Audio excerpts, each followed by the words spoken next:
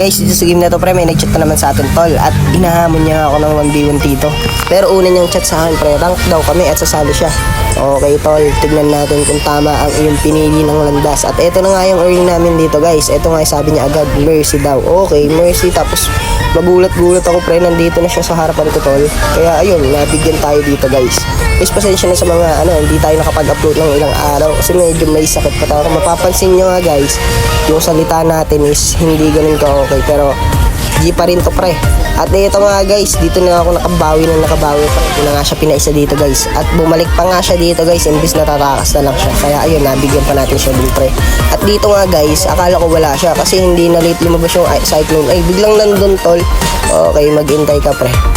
Babalikan kita tol, hindi pwedeng hindi. Mercy daw, pero siya yung invade ng invade no. Mamaya guys, makikita nyo, nagre-reklamo to.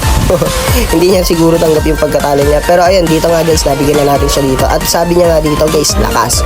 Syempre, kahit ilang araw tayo walang laro pre, ganun at ganun pa rin. Pero dito guys, ma-invade talaga siya pre. Pero buti na lang nakuha ko yung blue buff tol. Nabigyan pa natin siya.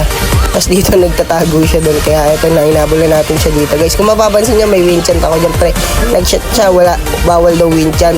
Tapos bawal din war axe. Puro reklamo to, ang rules lang naman namin guys, no rose gold.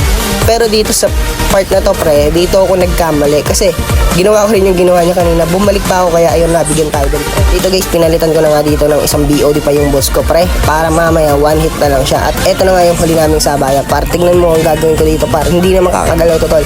Ayun o, ilang ikot lang pre.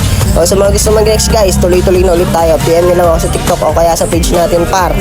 Nice G. So ayoko ng mga guys, yung mga marireklamo na ganito katulad niya. Talo ka tol.